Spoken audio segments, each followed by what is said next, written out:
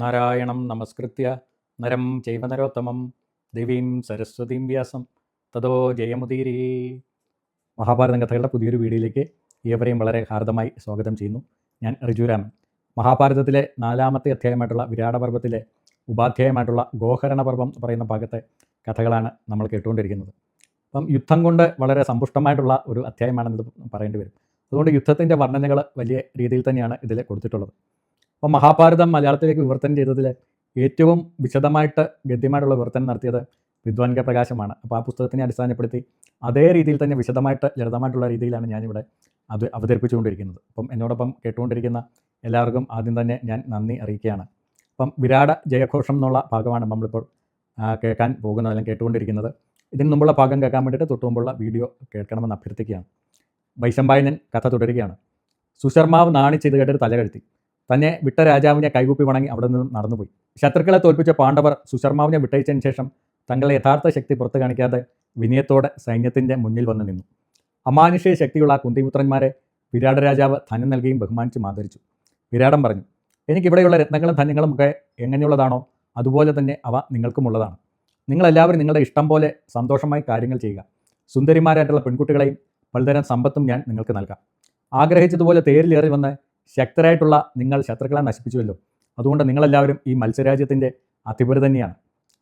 വിരാട രാജാവിൻ്റെ വാക്കുകൾ കേട്ട പാണ്ഡവർ ഓരോരുത്തരും അദ്ദേഹത്തിനെ മടങ്ങിക്കൊണ്ട് ഇപ്രകാരം പറഞ്ഞു, രാജാവേ, അങ്ങയുടെ വാക്കുകളെ ഞങ്ങൾ അഭിനന്ദിക്കുന്നു. ശത്രുവിനെ വിട്ടയച്ചതിൽ തന്നെ ഞങ്ങൾ പൂർണ്ണ സംതൃപ്തരാണ്. പിന്നീട് വിരാട് രാജാവ് സന്തോഷത്തോടെ യുധിഷ്ഠിരനോട് പറഞ്ഞു, വരൂ, ഞാൻ അങ്ങയെ രാജാവായി അഭിഷേകം ചെയ്യാം. അങ്ങാണ് ഞങ്ങളുടെ രാജാവ്. അങ്ങ് ഇഷ്ടമുള്ളത് എന്താണെങ്കിലും ചോദിച്ചുള്ളൂ, ഞാൻ എല്ലാം നടത്തിത്തരാം. രത്നങ്ങൾ, പശുക്കൾ, സ്വർണം, മുത്തുകൾ എന്നിവയെല്ലാം അങ്ങേക്ക് ഞാൻ നൽകാം. അല്ലയോ ബ്രാഹ്മണ ശ്രേഷ്ഠ, ഞാൻ അങ്ങയെ വണങ്ങുന്നു. അങ്ങ് കാരണമാണ് എനിക്ക് എൻ്റെ രാജ്യത്തെയും മക്കളെയും വീണ്ടും കാണാൻ കഴിഞ്ഞത്. ശത്രുവിൻ്റെ കയ്യിൽ അകപ്പെട്ടു പോയിരുന്നെങ്കിൽ എൻ്റെ അവസ്ഥ എന്താകുമായിരുന്നു? ഇത് കേട്ടിട്ട് യുധിഷ്ഠിരൻ മറുപടി പറഞ്ഞു, രാജാവേ, അങ്ങയുടെ നല്ല വാക്കുകളെ ഞാൻ പ്രശംസിക്കുന്നു. ദയയും ശ്രദ്ധയുമുള്ള അങ്ങ് എന്നും സുഖമായി വാഴട്ടെ. അങ്ങയുടെ ദൂതന്മാർ ഉടനെ വിരാടനഗരിയിലേക്ക് പോകട്ടെ. ഈ വിജയവാർത്ത അവിടെ അറിയിക്കാനും ആഘോഷങ്ങൾ നടത്താനും ഏർപ്പാട് ചെയ്യുക. യുധിഷ്ഠിരൻ്റെ വാക്കനുസരിച്ച് വിരാട രാജാവ് ദൂതന്മാരെ നഗരത്തിലേക്ക് അയച്ചു. നമ്മുടെ വിജയവാർത്ത നഗരത്തിൽ അറിയിക്കുക. പെൺകുട്ടികളും ദാസിമാരും വാദ്യമേളങ്ങളോടെ എന്നെ സ്വീകരിക്കാൻ വരണമെന്ന് പറയുക. രാജാവിൻ്റെ ആജ്ഞ സ്വീകരിച്ച് ദൂതന്മാർ സന്തോഷത്തോടെ പുറപ്പെടുകയും വിരാട നഗരത്തിൽ ജയഘോഷം നടത്തുകയും ചെയ്തു. വൈശമ്പായനൻ കഥ തുടരുകയാണ്. മത്സ്യരാജാവായിട്ടുള്ള വിരാടൻ പശുക്കളെ രക്ഷിക്കാൻ വേണ്ടിയിട്ട് ത്രികർത്തന്മാരോട് യുദ്ധം ചെയ്യുന്ന ആ തക്കം നോക്കി ദുര്യോധനൻ മന്ത്രിമാരോടൊപ്പം വിരാട രാജ്യത്തെത്തി. ഭീഷ്മർ, ദ്രോണർ, കർണൻ, കൃപാചാര്യർ, അശ്വത്ഥാത്മാവ്, ദുശാസനൻ തുടങ്ങിയ പ്രമുഖരായിട്ടുള്ള മഹാരഥന്മാരോടൊപ്പമായിരുന്നു കൗരവന്മാരുടെ പുറപ്പാട്. അവർ വിരാടൻ്റെ ഗോശാലകളെയൊക്കെ നശിപ്പിക്കാൻ വേണ്ടിയിട്ട് തുടങ്ങി. കൗരവർ വിരാടൻ്റെ ഗോശാലകളിൽ കിടന്ന് 60,000 പശുക്കളെ പിടിച്ചെടുത്തു. വലിയ രഥനിരകളുമായിട്ട് അവർ നാലുപാടും വളഞ്ഞു. മഹാരഥന്മാരായിട്ടുള്ള കൗരവർ പശുക്കളെ പിടിക്കുമ്പോൾ ഗോപാലന്മാരുടെ ദയനീയമായിട്ടുള്ള നിലവിളി ആ പ്രദേശം മുഴുവനും മുഴങ്ങി. പേടിച്ചുപോയ ഗോപാലത്തലവൻ തൻ്റെ തേരിലേറി അതിവേഗത്തിൽ നഗരത്തിലേക്ക് പാഞ്ഞു. കൊട്ടാരത്തിലെത്തി അവൻ തേര് വിട്ടിറങ്ങി നേരെ വിരാടരാജാവിൻ്റെ മകനായിട്ടുള്ള ഉത്തരകുമാരനെ ചെന്ന് കണ്ടു. പശുക്കളെ കൗരവർ തട്ടിയെടുത്തുകൊണ്ട് പോകുന്ന വിവരം അവൻ ഇപ്രകാരം അറിയിച്ചു, ദാ കൗരവർ വന്ന് 60,000 പശുക്കളെ പിടിച്ചുകൊണ്ട് പോകുന്നു. അല്ലയോ രാജപുത്ര, അങ്ങേന്ന് അവരെ എതിർത്ത് നമ്മുടെ പശുക്കളെ തിരിച്ചു പിടിച്ചാലും വിരാട രാജാവ് ഇല്ലാത്ത സമയത്ത് ഈ നഗരത്തെ സംരക്ഷിക്കാൻ അങ്ങനെയാണല്ലോ ഏൽപ്പിച്ചിരിക്കുന്നത്. സഭയിൽ വെച്ച് രാജാവ് എപ്പോഴും അങ്ങേ പൊഴുത്താറുണ്ട്. എനിക്ക് തുല്യനായിട്ടുള്ള മകനാണവൻ, വംശത്തെ രക്ഷിക്കുന്നവനാണ്. അച്ഛൻ്റെ ആ വാക്കുകൾ അങ്ങ് സത്യമാക്കണം. കൗരവരെ തോൽപ്പിച്ച് പശുക്കളെ വീണ്ടെടുക്കുക. അങ്ങയുടെ അമ്പുകൾ കൊണ്ട് ശത്രുസൈന്യത്തെ ചാമ്പലാക്കുക. യുദ്ധക്കളത്തിൽ അങ്ങയുടെ വില്ലാകുന്ന വീണ വായിക്കുക. ശത്രുക്കളുടെ മുമ്പിൽ വെച്ച് അങ്ങയുടെ തേരിലെ വെളുത്ത കുതിരകൾ വേഗത്തിൽ പൂട്ടിക്കൊള്ളട്ടെ. സിംഹത്തിൻ്റെ അടയാളമുള്ള സ്വർണ്ണക്കൊടി അങ്ങേക്ക് കൊണ്ട് വീരട്ടെ. അങ്ങയുടെ കൂർത്ത അമ്പുകൾ ശത്രുക്കളെ തുളച്ചു കയറട്ടെ. ഇന്ദ്രൻ അസുരന്മാരെ എന്ന പോലെ അങ്ങ് കൗരവരെ അടക്കി വിജയശ്രീലാളിതനായി മടങ്ങിയെത്തുക. മത്സ്യരാജകുമാരനായിട്ടുള്ള അങ്ങാണ് ഈ നാടിൻ്റെ ഏക ആശ്രയം. പാണ്ഡവരിൽ അർജുനനെ പോലെ അങ്ങ് യുദ്ധവീരനാണെന്ന് തെളിയിക്കുക. സ്ത്രീകളുടെ മുൻപിൽ വെച്ച് ഗോപാലൻ ഇങ്ങനെ സഹായം അഭ്യർത്ഥിക്കുകയും ഉത്തരകുമാരനെ പൂഴ്ത്തുകയും ചെയ്തപ്പോൾ രാജകുമാരൻ ഇപ്രകാരം മറുപടി പറഞ്ഞു. ഉത്തരം പറഞ്ഞു, എനിക്ക് കുതിരകളെ ഓടിക്കാൻ അറിയാവുന്ന നല്ലൊരു സാരഥിയെ കിട്ടിയാൽ ഇന്ന് തന്നെ വില്ലുമായി ചെന്ന് പശുക്കളെ ഞാൻ തിരിച്ചു പിടിക്കാം. എന്നാൽ ശരിയായ ഒരു സാരഥിയെ എനിക്കിപ്പോൾ കാണാൻ കഴിയുന്നില്ല. യുദ്ധത്തിന് പോകാൻ പറ്റിയ ഒരു സാരഥിയെ നിങ്ങൾ കണ്ടുപിടിക്കൂ. മുമ്പ് 28 രാത്രിയോ 1 മാസമോ നീണ്ടുനിന്ന യുദ്ധത്തിനിടയിൽ എൻ്റെ മിടുക്കനായിട്ടുള്ള സാരഥി മരിച്ചുപോയി. അവനുണ്ടായിരുന്നെങ്കിൽ ഇന്ന് കാണാമായിരുന്നു എൻ്റെ കളി. നല്ലൊരു സാരഥിയെ കിട്ടിയാൽ ഉടനെ ചെന്ന് ആനയും തേരും കുതിരപ്പടയുമുള്ള ശത്രുസൈന്യത്തെ തോൽപ്പിച്ച് പശുക്കളെ നിമിഷ നേരം കൊണ്ട് ഞാനിങ്ങനെ കൊണ്ടുവരാം. ആരുമില്ലാത്ത തക്കം നോക്കി ഭീരുക്കളായിട്ടുള്ള കൗരവർ പശുക്കളെ കൊണ്ടുപോവുകയാണ്. ഞാൻ അപ്പോൾ അവിടെ ഉണ്ടായിരുന്നെങ്കിൽ അത് സംഭവിക്കില്ലായിരുന്നു. ഇന്ന് എൻ്റെ വീരൻ കൗരവർ കാണട്ടെ. സാക്ഷാൽ അർജുനൻ തന്നെ വന്നാലും ഞാൻ വെറുതെ വിടുമോ? വൈശമ്പായനൻ കഥ തുടരുകയാണ്. രാജകുമാരൻ ഇപ്രകാരം പറഞ്ഞപ്പോൾ സൈരന്ധ്രി അർജുനൻ്റെ അടുത്ത് നിന്നിട്ട് വിവരം പറഞ്ഞു. വേഷം മാറി കഴിഞ്ഞിരുന്ന അർജുനനോട് ദ്രൗപദി ഇക്കാര്യങ്ങൾ പറഞ്ഞപ്പോൾ അർജുനൻ ദ്രൗപദിയോട് പറഞ്ഞു, നീ പോയി ഉത്തരനോട് പറയുക, അർജുനൻ്റെ സാരഥിയായിരുന്ന ഒരാളായിരുന്നു ഞാനെന്ന്. അർജുനൻ പല മഹായുദ്ധങ്ങളും ജയിച്ചത് എൻ്റെ സാരഥ്യത്തിലാണ്. ഞാൻ എൻ്റെ സാരഥിക്കാൻ തയ്യാറാണെന്ന് അവനെ അറിയിക്കുക. സ്ത്രീകൾ നടുവിൽ വെച്ച് ഉത്തരം വീണ്ടും അർജുനൻ്റെ പേര് പരിഹസിച്ച് പറഞ്ഞത് ദ്രൗപദിക്ക് സഹിച്ചില്ല. ദ്രൗപദി ഉത്തരൻ്റെ അടുത്തെന്ന് പറഞ്ഞു. ഗജേന്ദ്രനെ പോലെ കരുത്തും കാഴ്ചയിൽ സുന്ദരനുമായിട്ടുള്ള ആ യുവാവാണ് ബൃഹന്നള. അദ്ദേഹം പണ്ട് അർജുനൻ്റെ സാരഥിയായിരുന്ന ആളാണ്. അർജുനൻ്റെ ശിഷ്യനായിട്ടുള്ള അദ്ദേഹം വലിയൊരു വില്ലാളിയാണ്. പണ്ട് പാണ്ഡവരുടെ വീട്ടിൽ താമസിച്ചിരുന്ന കാലത്ത് ഞാനത് നേരിട്ട് കണ്ടിട്ടുള്ളതാണ്. ഖാണ്ഡവദഹന സമയത്ത് അർജുനൻ്റെ ആഗ്രഹങ്ങൾ നിറവേറ്റിയത് ഇദ്ദേഹമാണ്. ഇദ്ദേഹത്തോടൊപ്പമാണ് അർജുനൻ സകല ജീവജാലങ്ങളെ നേരിട്ടത്. ഖാണ്ഡവപ്രസ്ഥത്തിൽ ജയിച്ചവനാണ് അദ്ദേഹം. പ്രകാരം യോഗ്യനായിട്ടുള്ള ഒരു സാരഥിയെ കിട്ടുക എന്നത് അത്ര എളുപ്പമുള്ള ഒരു കാര്യമാണ്. ഉത്തരം പറഞ്ഞു. സൈരന്ധ്രി, ഇത്രയും അറിവുള്ള ഒരു യുവാവിനോട് ഞാൻ എങ്ങനെയാണ് സംസാരിക്കുക? ബൃഹന്നള എന്ന സ്ത്രീയോട് ഇത് പറയാൻ എനിക്ക് ലജ്ജ തോന്നുന്നു. നീ എൻ്റെ തേര് ഓടിക്കുന്നു എന്ന് ഞാൻ പറഞ്ഞാൽ പെണ്ണിനോട് പറയുന്നത് നാണക്കേടല്ലേ? ദ്രൗപദി പറഞ്ഞു. രാജകുമാരാ, നിന്റെ അനിയത്തി ഉത്തരയില്ലേ, അവളോട് പറയൂ. അവൾ പറഞ്ഞാൽ ബൃഹന്നള തീർച്ചയായിട്ടും സമ്മതിക്കും. അദ്ദേഹം സാരഥിയായാൽ നിങ്ങൾക്ക് കൗരവരെ തോൽപ്പിച്ച് പശുക്കളെ തിരിച്ചു പിടിക്കാൻ കഴിയും. സൈരന്ധ്രി ഇത് പറഞ്ഞപ്പോൾ ഉത്തരൻ തൻ്റെ സഹോദരിയെ വിളിച്ചു പറഞ്ഞു. ഉത്തരേ, നീ പോയി ബൃഹന്നളയെ കൂട്ടിക്കൊണ്ടുവരും. ജ്യേഷ്ഠം പറഞ്ഞനുസരിച്ച് അവൾ നൃത്തശാലയിൽ വേഷം മാറി കഴിയുന്ന അർജുനെ കാണാൻ വേണ്ടിയിട്ട് ഓടിച്ചെന്നു. വൈശമ്പായനൻ കഥ തുടരുകയാണ്. ജ്യേഷ്ഠം പറഞ്ഞ ഉടനെ ഉത്തര ബൃഹന്നളയുടെ അടുത്തേക്ക് വേഗത്തിൽ നടന്നു. സ്വർണ്ണാഭരണങ്ങൾ അണിഞ്ഞവളും താമരപ്പൂ പോലെ സുന്ദരിയുമായിട്ടുള്ള ആ വിരാട രാജകുമാരി നൃത്തശാലയിലേക്ക് മഴക്കാറിലെ മിന്നൽപ്പിണർ എന്നപോലെ പ്രവേശിച്ചു. ആനത്തുമ്പിക പോലെയുള്ള തുടകളും വെളുത്ത പല്ലുകളും മനോഹരമായിട്ടുള്ള ഉടയാടകളും അണിഞ്ഞ ആ സുന്ദരി അർജുനൻ്റെ മുന്നിലെത്തി. രത്നം പോലെ തിളങ്ങുന്ന ആ വിരാടപുത്രി അർജുനെ പുകഴ്ത്തി. സ്വർണ്ണവർണ്ണമുള്ള ആ പെൺകുട്ടിയെ കണ്ടപ്പോൾ അർജുനൻ ബഹുമാനത്തോടെ ചോദിച്ചു. നീ എന്തിനാണ് ഇപ്പോൾ ഇത്രയും തിരക്കിട്ട് വന്നത്? നിന്റെ മുഖം എന്തിനാണ് ഇങ്ങനെ വാടിയിരിക്കുന്നത്? കാര്യം വേഗത്തിൽ പറയൂ. അർജുനൻ പുഞ്ചിരിയോടെ രാജകുമാരിയെ നോക്കി തിരക്കി വന്നതിൻ്റെ കാര്യം ചോദിച്ചു. അർജുനെ നോക്കി ആ രാജപുത്രി ഇപ്രകാരം പറഞ്ഞു. ബൃഹന്നളെ, നമ്മുടെ നാട്ടിലെ പശുക്കളെല്ലാം കൗരവർ പിടിച്ചുകൊണ്ട് പോകുന്നു. അവരെ തോൽപ്പിക്കാൻ എൻ്റെ ജ്യേഷ്ഠൻ വില്ലുമായി പുറപ്പെടാൻ തയ്യാറെടുക്കുകയാണ്. ജ്യേഷ്ഠൻ്റെ മിടുക്കനായിട്ടുള്ള സാരഥി ഈയിടെയാണ് മരിച്ചുപോയത്. പകരം ഒരാളെ ഇതുവരെ കിട്ടിയിട്ടില്ല. ബൃഹന്നളയ്ക്ക് തേരൊടിക്കാൻ നല്ല കഴിവുണ്ടെന്ന് സൈരന്ധ്രി പറഞ്ഞു. നീ മുൻപ് അർജുനൻ്റെ സാരഥിയായിരുന്നല്ലേ? എൻ്റെ ജ്യേഷ്ഠൻ നീ ഒരു നല്ലൊരു സാരഥിയാണ്. കൗരവർ പശുക്കളെ ദൂരേക്ക് ഓടിച്ചു പോവുകയാണ്. ഞാൻ പറഞ്ഞിട്ട് നീ കേട്ടില്ലെങ്കിൽ ഞാൻ എൻ്റെ ജീവൻ കളയും. ഉത്തര ഇപ്രകാരം പറഞ്ഞപ്പോൾ ബൃഹന്നള രാജകുമാരൻ്റെ അടുത്തേക്ക് നടന്നു. അവിടെ എത്തിയപ്പോൾ രാജകുമാരൻ ഞാനുള്ള ഉത്തരം പറഞ്ഞു. നീ സാരഥിയായിരിക്കുമ്പോഴാണല്ലോ അർജുനൻ ഖാണ്ഡവദാഹം നടത്തിയതും ഭൂമി മുഴുവൻ ജയിച്ചതുമെന്ന് ഞാൻ കേട്ടിരിക്കുന്നു. സൈരന്ധ്രൻ നിന്നെക്കുറിച്ച് പറഞ്ഞത് ഞങ്ങൾ കേട്ടു. ബൃഹന്നളെ, നീ എൻ്റെ കുതിരകളെ ഓടിക്കണം. പശുക്കളെ തിരിച്ചു പിടിക്കാൻ കൗരവരോട് യുദ്ധം ചെയ്യുമ്പോൾ നീ തന്നെയാവണം എൻ്റെ തേര് തെളിയിക്കുന്നത്. ഇത് കേട്ടിട്ട് ബൃഹന്നള പറഞ്ഞു. യുദ്ധക്കളത്തിൽ തേരോടിക്കാനുള്ള കഴിവ് എനിക്കുണ്ടോ? പാട്ട്, നൃത്തം, സംഗീതം, വീണവായന എന്നിവയല്ലാതെ യുദ്ധം എനിക്ക് വശമില്ലാത്ത ഒരു കാര്യമാണ്. ഉത്തരൻ വളരെ ഗൗരവത്തിൽ പറഞ്ഞു. ബൃഹന്നളെ, പാട്ടും നൃത്തവും ഒക്കെ ഇവിടെ മതി. നീ ഉടനെ തേരിലിരുന്ന് കുതിരകളെ ഓടിക്കൂ. യുദ്ധം ഒരു കളിയല്ല കേട്ടോ. വൈശമ്പായനൻ കഥ തുടരുകയാണ്. എല്ലാം അറിയുന്നവനായിട്ടുള്ള അർജുനൻ ഒരു തമാശയ്ക്കായി ആ പെൺകുട്ടിയുടെ മുമ്പിൽ വെച്ചിട്ട് ചില വിഡ്ഢിത്തങ്ങൾ കാണിച്ചു. കവചമെടുത്ത് തലകീഴായി ധരിക്കാൻ ശ്രമിച്ചും മറ്റും അദ്ദേഹം ഒന്നും അറിയാത്തവനെ പോലെ അഭിനയിച്ചു. ബൃഹന്നളയായി വേഷം മാറിയ അർജുനൻ കവചം ധരിക്കാൻ ബുദ്ധിമുട്ടുന്നത് കണ്ടിട്ട് അവിടെ ഉണ്ടായിരുന്ന പെൺകുട്ടികളെല്ലാം ചിരിച്ചു. ഉത്തരൻ ഉടനെ തന്നെ നേരിട്ട് ബൃഹന്നളയ്ക്ക് കവചം കെട്ടിക്കൊടുത്തു. പിന്നീട് തിളങ്ങുന്ന തൻ്റെ കവചം ഉത്തരനും ധരിച്ചു. സിംഹത്തിൻ്റെ അടയാളമുള്ള കൊടി ഉയർത്തിയ ശേഷം സാരഥിയുടെ ഇരിപ്പിടത്തിലിരിക്കാൻ ഉത്തരൻ ബൃഹന്നളയോട് കൽപ്പിച്ചു. ബൃഹന്നള രാജാവിൻ്റെ കൽപ്പനയനുസരിച്ച് വില്ലുകളും അമ്പുകളും ഭക്തിയോടെ എടുത്തു. അങ്ങനെ അവർ യാത്ര തിരിക്കാൻ തുടങ്ങി. അപ്പോൾ ഉത്തരയും മറ്റു പെൺകുട്ടികളും ചിരിച്ചുകൊണ്ട് ബൃഹന്നളയോട് പറഞ്ഞു. ബൃഹന്നളെ, യുദ്ധത്തിൽ ഭീഷ്മരെ, ദ്രോണർ തുടങ്ങിയ കുരുവീരന്മാരെയൊക്കെ വേഗത്തിൽ തോൽപ്പിച്ചിട്ട് നീ വരണം. മടങ്ങി വരുമ്പോൾ പാഞ്ചാലിക്കും ഞങ്ങൾക്കും വേണ്ടി അവരുടെ മനോഹരമായിട്ടുള്ള പട്ടുവസ്ത്രങ്ങളും വിലയേറിയ തുണികളും കൊണ്ടുവരണം. ഇത് കേട്ടപ്പോൾ ബൃഹന്നള ഗൗരവത്തിൽ മറുപടി പറഞ്ഞു. ഉത്തരൻ യുദ്ധത്തിൽ ജയിച്ചാൽ അത്തരം ദിവ്യവസ്ത്രങ്ങൾ തീർച്ചയായിട്ടും ഞാൻ കൊണ്ടുവരാം. ഇത് പറഞ്ഞ് അർജുനൻ കുതിരകളെ വേഗത്തിൽ ഓടിച്ചു. കൗരവർക്ക് നേരെ ആ തേര് കുതിച്ചു പാഞ്ഞു. അവർ പുറപ്പെടുമ്പോൾ അവിടുത്തെ പെണ്ണുങ്ങളും കുട്ടികളും ബ്രാഹ്മണരും അവരെ വണങ്ങിക്കൊണ്ട് പറഞ്ഞു. ഇന്ദ്രനെ പോലെ കരുത്തനായിട്ടുള്ള അർജുനൻ ഖാണ്ഡവദഹന സമയത്ത് വിജയിച്ചതുപോലെ ബൃഹന്നളെ, നീ ഉത്തരനോടൊപ്പം പോയി യുദ്ധത്തിൽ ജയിച്ച് മംഗളം നേടിയാൽ. വൈശമ്പായനൻ കഥ തുടരുകയാണ്. നഗരം വിട്ട് പുറത്തിറങ്ങിയപ്പോൾ ഉത്തരൻ ഒട്ടും പേടിക്കാതെ സാരഥിയോട് കൗരവർ പോയ ദിക്കിലേക്ക് തേരോടിക്കാൻ കൽപ്പിച്ചു. എല്ലാവരെയും തോൽപ്പിച്ച് പശുക്കളുമായി ഞാൻ ഉടനെ തിരിച്ചു വരുമെന്ന് ഉത്തരൻ പറഞ്ഞു. ഇത് കേട്ട് അർജുനൻ കുതിരകളെ വേഗത്തിൽ ഓടിച്ചു വിട്ടു. സ്വർണ്ണമാലകൾ അണിഞ്ഞ നല്ല കുതിരകൾ അതിവേഗത്തിൽ തേരുമായി പാഞ്ഞു. ആകാശത്തൊരു രേഖ പോലെ ആ രഥം മുന്നോട്ട് പോയി. അല്പദൂരം ചെന്നപ്പോൾ ശത്രുക്കളെ നശിപ്പിക്കുന്ന അർജുനനും വിരാടപുത്രനും ചേർന്ന് കൗരവ സൈന്യത്തെ കണ്ടെത്തി. ചുടുകാടിനടുത്ത് ശമീവൃക്ഷത്തിന് സമീപം നിലയുറപ്പിച്ച കൗരവപ്പടയെ അവർ കണ്ടു. കടൽ പോലെ പരന്നു കിടക്കുന്ന വലിയ സൈന്യം കടലോളം പരന്നു കിടക്കുന്ന ആ വലിയ സൈന്യം ഉയർത്തിയ പൊടിപടലങ്ങൾ ആകാശത്തോളം ഉയർന്നു പൊങ്ങി കാഴ്ച മറക്കുന്ന രീതിയിലായിരുന്നു. ആന, തേര്, കുതിരക്കൂട്ടം എന്നിവടങ്ങിയ വലിയ സൈന്യത്തെ കർണൻ, ദുര്യോധനൻ, കൃപൻ, ഭീഷ്മർ, ദ്രോണർ, അശ്വത്ഥാത്മാവ് തുടങ്ങിയ മഹാരഥന്മാരാണ് സംരക്ഷിക്കുന്നത്. അവരെ കണ്ടതും ഭയന്നുപോയി ഉത്തരൻ വിറച്ചുകൊണ്ട് അർജുനനോട് പറഞ്ഞു. ഉടോ ബൃഹന്നളെ, എനിക്ക് കൗരവന്മാരോട് ഏറ്റുമുട്ടാൻ കഴിയില്ല. ഇതാ നോക്കൂ, അവരെ കാണുമ്പോൾ തന്നെ എൻ്റെ ശരീരം വിറയ്ക്കുന്നു. ഈ വീരന്മാരെയെല്ലാം നേരിടാൻ ദേവന്മാർക്ക് പോലും സാധ്യമല്ല. ഇത്രയും വലിയൊരു സൈന്യത്തോട് പോരാടാൻ എനിക്ക് കഴിയില്ല. വില്ലുയർത്തി നിൽക്കുന്ന ശത്രുപ്പടയിലേക്ക് കയറാൻ എനിക്ക് ആഗ്രഹമില്ല. ആനകളും തേരും കുടികളും ഒക്കെ ആയിട്ട് നിൽക്കുന്ന ശത്രുക്കളെ കണ്ടപ്പോൾ എൻ്റെ മനസ്സ് തകർന്നുപോയി. ദ്രോണർ, ഭീഷ്മർ, കർണൻ, ദുര്യോധനൻ തുടങ്ങിയ അസ്ത്രവിദ്യയിലെ മിടുക്കരായിട്ടുള്ള ഇവരെയൊക്കെ കണ്ടപ്പോൾ എനിക്ക് ബോധക്കേട് വരുന്നു. അവർ ഒരു വലിയ സൈന്യവുമായാണ് വന്നിരിക്കുന്നത്. എനിക്കാണെങ്കിൽ സൈന്യമില്ല. ഞാനൊരു കുട്ടിയാണ്, തനിച്ചാണ്. ഇത്രയും വലിയ വീരന്മാരോട് ഞാൻ എങ്ങനെ ഒറ്റയ്ക്ക് പൊരുതും? അതുകൊണ്ട് ബൃഹന്നളെ, നീ തേര് വേഗം തിരിച്ചോടിക്കൂ. ഇത് കേട്ടിട്ട് ബൃഹന്നള പറഞ്ഞു, എടോ ഉത്തര, ശത്രുക്കൾ പരിഹസിക്കുന്ന രീതിയിൽ നീ പേടിച്ച് തളരുകയാണോ? എന്നെ ഉടനെ കൗരവരുടെ മുമ്പിൽ എത്തിക്കൂ എന്ന് നീ എന്നോട് പറഞ്ഞതല്ലേ? ഞാൻ നിന്നെ ശത്രുക്കളുടെ നടുവിൽ എത്തിക്കുക തന്നെയും. യുദ്ധക്കളത്തിൽ ആരെയും കൂസാതെ പൊരുതുന്ന കൗരവന്മാരുടെ ഇടയിലേക്ക് ഞാൻ നിന്നെ കൊണ്ടുപോകും. സ്ത്രീകളുടെ മുമ്പിൽ വെച്ചിട്ട് വലിയ വീരവാദം പറഞ്ഞിട്ട് ഇപ്പോൾ യുദ്ധം ചെയ്യാത്തത് എന്താണ്? പശുക്കളെ വീണ്ടെടുക്കാത്ത നീ കൊട്ടാരത്തിൽ തിരിച്ചെത്തിയാൽ ആണുങ്ങളും പെണ്ണുങ്ങളും നിന്നെ പരിഹസിക്കും. സൈരന്ധ്രി പറഞ്ഞതുകൊണ്ടാണ് ഞാൻ നിനക്ക് സാരഥിയാകാൻ തയ്യാറായത്. ഇനി ജയിക്കാതെ നഗരത്തിലേക്ക് മടങ്ങാൻ എനിക്ക് കഴിയില്ല. കൗരവരെ തോൽപ്പിക്കാതെ മടങ്ങുക എന്നത് സാധ്യമല്ല. അതുകൊണ്ട് അല്പം ധൈര്യം നീ കാണിക്കൂ. ഉത്തരം പറഞ്ഞു, മത്സ്യരാജ്യത്തെ സമ്പത്തൊക്കെ കൗരവർ കൊണ്ടുപോകുന്നെങ്കിൽ കൊണ്ടുപോകട്ടെ. സ്ത്രീകൾ എന്നെ പരിഹസിക്കുന്നെങ്കിൽ പരിഹസിക്കട്ടെ. ബൃഹന്നളെ, എനിക്ക് യുദ്ധമേ വേണ്ട. പശുക്കളൊക്കെ പൊക്കോട്ടെ. എൻ്റെ പട്ടണം ഇപ്പോൾ ശൂന്യമാണ്. അവിടെ ആണുങ്ങൾ ആരും കാവലില്ല. എനിക്ക് അച്ഛനെ പേടിയാണ്. നമുക്ക് മടങ്ങാം. ഇത് പറഞ്ഞ് പേടിച്ച് ഉത്തരൻ രഥത്തിൽ നിന്ന് താഴേക്ക് ചാടി ഓടി. അവൻ്റെ കഴുത്തിൽ കിടക്കുന്ന കമ്മലുകൾ ഇളകി ആടും വിധം വില്ലുമുമ്പും അഭിമാനവും എല്ലാം ഉപേക്ഷിച്ചാണ് അവൻ ഓടിയത്. ബൃഹന്നള പറഞ്ഞു, ശൂരന്മാരായിട്ടുള്ള ക്ഷത്രിയന്മാർക്ക് ഈ ഓട്ടം ഒട്ടും ചേർന്നതല്ല. യുദ്ധത്തിൽ മരിക്കുന്നതാണ് ഒരു വീരൻ ഉചിതം, അല്ലാതെ പേടിച്ചോടുകയല്ല വേണ്ടത്. ഇത് പറഞ്ഞ് അർജുനൻ തേര് വിട്ടിറങ്ങി ഉത്തരൻ പിന്നാലെ ഓടി. നീണ്ട മുടിയും വെളുത്ത വസ്ത്രവും പാറിപ്പറക്കുന്ന ആ രൂപം കണ്ട് തിരിച്ചറിയാൻ കഴിയാതെ കൗരവരിലെ യോദ്ധാക്കൾ ചിരിച്ചു.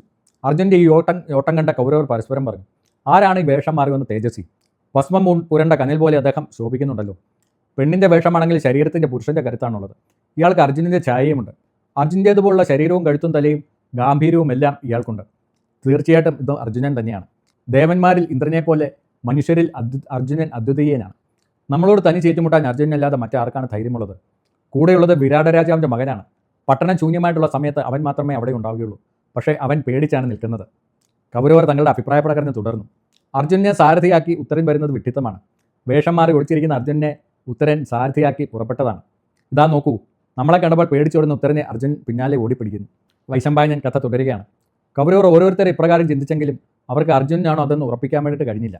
വേഷം മാറി അർജുനെ കണ്ടിട്ട് അവർ സംശയിക്കുക മാത്രം ചെയ്തു. ഉത്തരൻ ഓടിപ്പോയപ്പോൾ അർജുനൻ 100 അടി ദൂരം പിന്നാലെ ഓടി അവൻ്റെ തലമുടിയിൽ പിടികൂടി. അർജുനൻ പിടിച്ചപ്പോൾ വിരാടപുത്രനായിട്ടുള്ള ഉത്തരൻ സങ്കടത്തോടെ നിലവിളിച്ചു. ഉത്തരൻ പറഞ്ഞു, ബൃഹന്നളയെ, ഞാൻ പറയുന്നത് കേൾക്കൂ. തേര് വേഗം നീ തിരിച്ചോടിക്കും. എനിക്ക് ജീവൻ തിരിച്ചു കിട്ടണമെങ്കിൽ നീ അത് ചെയ്യണം. നിനക്ക് ഞാൻ 100 സ്വർണ്ണ നാണയങ്ങളും സ്വർണ്ണത്തിൽ തീർന്ന രത്നമാലകളും സ്വർണ്ണദണ്ടുള്ള 8 തേരുകളും 10 ആനകളെയും തരാം. നീ എന്നെ ഒന്ന് വിട്ടയക്കൂ. ഞാൻ എൻ്റെ കൊട്ടാരത്തിലേക്ക് ഒന്ന് എത്തിക്കോട്ടെ. ഉത്തരൻ ഇപ്രകാരം പേടിച്ച് കരയുമ്പോൾ അർജുനൻ ചിരിച്ചുകൊണ്ട് അവനെ പിടിച്ച് തേരിനടുത്തെത്തിച്ചു. വിറച്ചു നിൽക്കുന്ന അവനോട് അർജുനൻ പറഞ്ഞു, ശത്രുക്കളോട് പൊരുതാൻ നിനക്ക് കഴിയില്ലെങ്കിൽ വേണ്ട.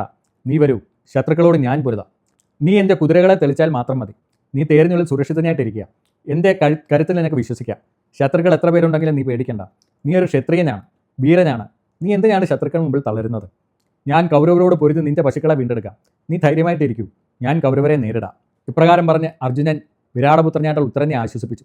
മനസ്സില്ലാ മനസ്സോടെ നിൽക്കുന്ന ഉത്തരനെ അർജുനൻ തേരിൻ്റെ തട്ടിലേക്ക് പിടിച്ചു കയറ്റി. വൈശമ്പായനൻ കഥ തുടരുകയാണ്. പേടിച്ച് വിറയ്ക്കുന്ന ഉത്തരനെയും കൂട്ടി രഥത്തിലേറി ശമീവൃക്ഷത്തിന് നേരെ അർജുനൻ ചെല്ലുന്നത് കണ്ടപ്പോൾ കൗരവ സൈന്യത്തിലെ ഭീഷ്മർക്കും ദ്രോണർക്കും മറ്റ് വീരന്മാർക്കും വലിയ ഭയം തോന്നി. അർജുനനെ കണ്ടതും യുദ്ധാവേശം നഷ്ടപ്പെട്ട യോദ്ധാക്കളെയും ചുറ്റും കാണുന്ന ദുഷ്ടകുഞ്ഞങ്ങളെയും കണ്ടിട്ട് ദ്രോണാചാര്യർ ഇപ്രകാരം പറഞ്ഞു. ദ്രോണൻ പറഞ്ഞു, നോക്കൂ, ഇതാ കൊടുങ്കാറ്റ് അടിച്ചു വീശുന്നു. ആകാശം മുഴുവൻ പൊടിയും ഇരുട്ടും കൊണ്ട് മൂടിയിരിക്കുന്നു. കാർമേഘങ്ങൾ വിചിത്രമായിട്ട നിറത്തിൽ കാണപ്പെടുന്നു. ആയുധങ്ങൾ തനി ഉറയിൽ നിന്ന് ഊരി വീഴുന്നു. കുറുനരികൾ സൂര്യനെ നോക്കി ഭയങ്കരമായിട്ട് ഊരിയിടുന്നു. കുതിരകൾ കണ്ണുനീർ ഒഴുകുന്നു. ഉറച്ചു നിൽക്കുന്ന കൊടികൾ തനിയെ തുള്ളുന്നു. ഇത്തരം മാറ്റങ്ങൾ കാണുന്നത് ഭീകരമായിട്ടുള്ളൊരു യുദ്ധം വരാനിരിക്കുന്നു എന്നതിൻ്റെ സൂചനയാണ്. അതുകൊണ്ട് എല്ലാവരും തയ്യാറായിട്ട് നിൽക്കുക. സൈന്യത്തെ കൃത്യമായി വിന്യസിച്ച് ആത്മരക്ഷയ്ക്കായി ഒരുങ്ങുക. പശുക്കളെ നന്നായി സംരക്ഷിക്കണം. അല്ലയോ ഗംഗാപുത്ര, വാനരക്കൊടിയുള്ളവനും കിരീടിയുമായിട്ടുള്ള അർജുനൻ തന്നെയാണ് ഈ വേഷം മാറി വരുന്നത് എന്ന കാര്യത്തിൽ എനിക്ക് സംശയമില്ല. സകല ആയുധങ്ങളിൽ മിടുക്കനായിട്ടുള്ള ഇന്ദ്രപുത്രൻ അർജുനൻ തന്നെയാണ് ഈ സ്ത്രീവേഷധാരി. നമ്മെ തോൽപ്പിച്ച് പശുക്കളെ തിരിച്ചു പിടിക്കാനാണ് അവൻ വന്നിരിക്കുന്നത്. മഹാവിക്രമിയായിട്ടുള്ള അർജുനൻ ഇതാ വരുന്നു. ദേവന്മാരും അസുരന്മാരും ഒന്നിച്ചു വന്നാലും അവനെ പിന്തിരിപ്പിക്കാൻ കഴിയില്ല. വനവാസകാലത്ത് അനുഭവിച്ച കഷ്ടപ്പാടുകളുടെ പകയുമായിട്ടാണ് അവൻ വരുന്നത്. യുദ്ധത്തിൽ ഇന്ദ്രതുല്യനായിട്ടുള്ള അർജുനനോട് എതിരിടാൻ ഇവിടെ ആരെയും ഞാൻ കാണുന്നില്ല. ഹിമാലയത്തിൽ വെച്ചിട്ട് കിരീട വേഷധാരിയായിട്ടുള്ള മഹാദേവനെ പോലും യുദ്ധത്തിൽ സംതൃപ്തനാക്കിയവനാണല്ലോ അവൻ. കർണം പറഞ്ഞു, ആചാര്യ, എന്തിനാണ് അങ്ങെപ്പോഴും അർജുനനെ ഇങ്ങനെ പൊഴിച്ച് സംസാരിക്കുന്നത്? എൻ്റെയും ദുര്യോധൻ്റെയും 16 അംശം പോലും അർജുനന് എൻ്റെയും ദുര്യോധൻ്റെയും 16 അംശം വരാൻ പോലും അർജുനന് കഴിയില്ല. ദുര്യോധനൻ പറഞ്ഞു, എടോ രാധേയ, അവൻ അർജുനാണെങ്കിൽ നമുക്ക് ഗുണമാണ്. അജ്ഞാതവാസം അവസാനിക്കുന്നതിന് മുമ്പ് തിരിച്ചറിഞ്ഞാൽ 12 വർഷം കൂടി അവർക്ക് വനവാസം ചെയ്യേണ്ടി വരും. അതല്ല മറ്റാരെങ്കിലും ആണെങ്കിൽ ഞാനവനെ അമ്പുകൾ കൊണ്ട് എഴുതി വീഴ്ത്തുകയും ചെയ്യും. ഈ ദുര്യോധൻ്റെ ഈ വാക്കുകളെ ബാക്കിയുള്ള കൗരവരൊക്കെ പ്രശംസിച്ചു. വൈശമ്പായനൻ കഥ തുടരുകയാണ്. ശമീവൃക്ഷത്തിന് സമീപമെത്തിയപ്പോൾ അർജുനൻ ഉത്തരനോട് സംസാരിച്ചു. ഉത്തരൻ യുദ്ധത്തിന് പറ്റിയവനല്ലെന്ന് മനസ്സിലാക്കിയ അർജുനൻ അവനെ മറ്റൊരു വിധത്തിൽ ഉപയോഗിക്കാൻ തീരുമാനിച്ചു. ഇവിടെ ഉത്തര, നിന്റെ വില്ലുകൾക്കൊന്നും എൻ്റെ ശക്തി താങ്ങാൻ കഴിയില്ല. അവ കൊണ്ട് ശത്രുക്കളെ ജയിക്കാനും പറ്റില്ല. അതുകൊണ്ട് നീ ഈ ശമീവൃക്ഷത്തിൽ കയറുക. അവിടെ പാണ്ഡവരായിട്ടുള്ള യുധിഷ്ഠിരൻ, ഭീമൻ, അർജുനൻ, നകുലൻ, സഹദേവൻ എന്നിവരുടെ വില്ലുകൾ വെച്ചിട്ടുണ്ട്. വില്ലുകൾ മാത്രമല്ല, കുടികളും അമ്പുകളും നല്ല കവചങ്ങളുമുണ്ട്. അതിൽ അർജുനൻ്റെ കരുത്തുറ്റ ഗാംഭീര്യവുമുണ്ട്. ലക്ഷക്കണക്കിന് വില്ലുകൾക്ക് തുല്യമാണ് ആ ഒരു വില്ല്. അത് അസാമാന്യമായിട്ടുള്ള ഭാരം താങ്ങുന്നതും ലോകത്തിലെ ഏറ്റവും മഹത്തായിട്ടുള്ള ആയുധവുമാണ്. ശത്രുക്കൾക്ക് ആ വില്ലിനേക്കാൾ വലിയൊരു നാശം വേറെയില്ല. സ്വർണ്ണപ്പണികളുള്ളതും തിളങ്ങുന്നതുമായിട്ടുള്ള വില്ല് പാണ്ഡവരുടെ സകല ആയുധങ്ങളെക്കാളും ബലമുള്ളതാണ്. ഉത്തരം പറഞ്ഞു, ബൃഹന്നളെ, ഈ മരത്തിൽ ഒരു ശവം തൂങ്ങിക്കിടക്കുന്നതായി ഞാൻ കേട്ടിട്ടുണ്ട്. അങ്ങനെയുള്ള ഒരു മരത്തെ രാജകുമാരനായിട്ടുള്ള ഞാൻ തൊടുന്നത് ശരിയല്ല. ഞാൻ ക്ഷത്രിയവംശത്തിൽ ജനിച്ചവനാണ്. ഇത്തരം അശുദ്ധമായിട്ടുള്ള വസ്തുക്കളെ തൊടാൻ എനിക്ക് പാടില്ല.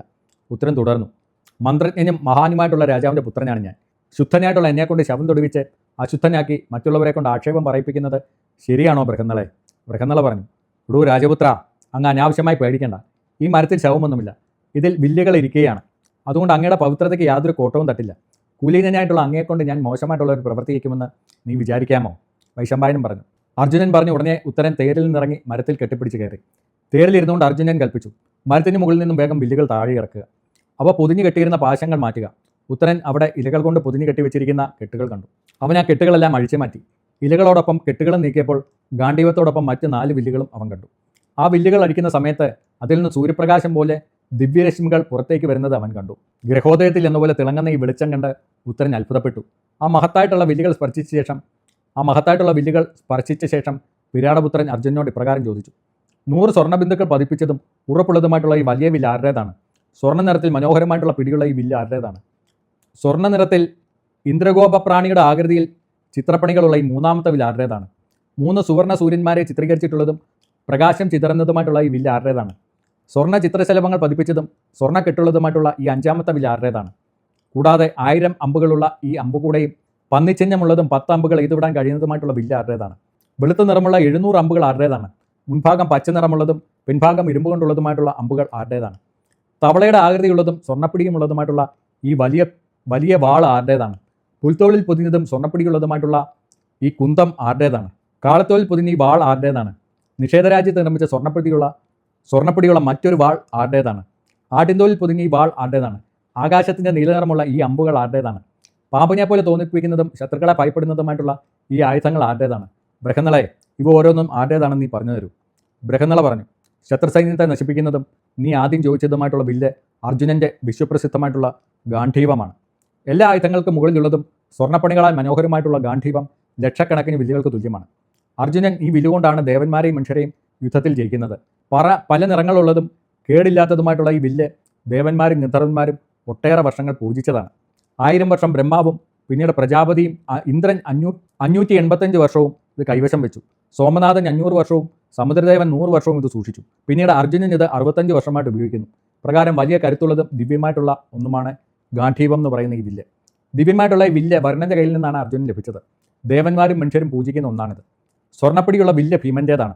ഇന്ദ്രഗോപപ്രാണിയുടെ ചിത്രങ്ങളുള്ള വില്ല് യുധിഷ്ഠിര രാജാവിൻ്റേതാണ്. തിളങ്ങുന്ന സൂര്യന്മാരുടെ ചിത്രങ്ങളുള്ള വില്ല് സഹദേവൻ്റേതാണ്.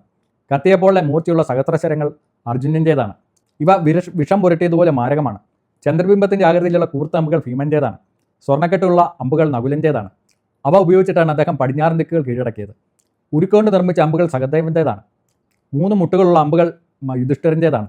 വജ്രം പതിപ്പിച്ച നീളമുള്ള വാൾ അർജുനൻ്റേതാണ്. പുലിത്തോളുറയുള്ള വലിയ വാൾ ഭീമൻ്റേതാണ്. സ്വർണ്ണപ്പിടിയുള്ള മനോഹരമായിട്ടുള്ള വാൾ ധർമ്മരാജാവിൻ്റേതാണ്.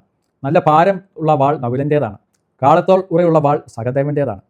ഉത്തരൻ ഇത് കേട്ടിട്ട് ഉത്തരം പറഞ്ഞു, മഹാത്മതാക്കളുള്ള പാണ്ഡവരുടെ അതിമനോഹരമായിട്ടുള്ള ഈ ആയുധങ്ങളെല്ലാം ഞാൻ കാണുന്നുണ്ട്. എന്നാൽ എവിടെയാണ് അർജുനൻ? എവിടെയാണ് ധർമ്മപുത്രർ? ഭീമനും നകുലനും സഹദേവനും എവിടെയാണ്? എല്ലാവരും വീരന്മാരാണല്ലോ. രാജ്യം ചൂതിൽ നഷ്ടപ്പെട്ട് നാടുവിട്ട് പോയതിനു ശേഷം അവരെക്കുറിച്ചിട്ട് ഒന്നും കേൾക്കുന്നില്ലല്ലോ. പ്രസിദ്ധയായിട്ടുള്ള ദ്രൗപദി എവിടെയാണ്? അവരോടൊപ്പം കാട്ടിൽ പോയ ആ ദ്രുപദപുത്രി ഇപ്പോൾ എവിടെയാണ്? ഗോകർണപർവ്വത്തിലെ ബാക്കി ഭാഗങ്ങൾ വളരെ പ്രശസ്തമായിട്ടുള്ളതാണ്. അപ്പോൾ നമ്മൾ ഇന്നത്തെ വീഡിയോ തൽക്കാലം ഇവിടെ അവസാനിപ്പിക്കുകയാണ്.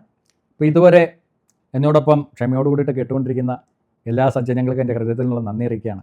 അപ്പം ഞാൻ നേരത്തെ പറഞ്ഞതുപോലെ തന്നെ വളരെയധികം വിശദീകരിച്ചിട്ട് ആ പുസ്തകത്തിൽ എങ്ങനെയാണോ പറഞ്ഞിട്ടുള്ളത് അത് ഏറ്റവും ലളിതമായിട്ട് അവതരിപ്പിക്കാൻ വേണ്ടിയിട്ടുള്ള ഒരു ശ്രമമാണ് ഞാൻ നടത്തിക്കൊണ്ടിരിക്കുന്നത്. അപ്പം ഒരിക്കൽ കൂടി എല്ലാവരോടും നന്ദി പറഞ്ഞുകൊണ്ട് വീഡിയോ അവസാനിപ്പിക്കുകയാണ്. പുതിയ വീഡിയോ ആയിട്ട് നമുക്ക് വീണ്ടും കാണാം. നമസ്കാരം.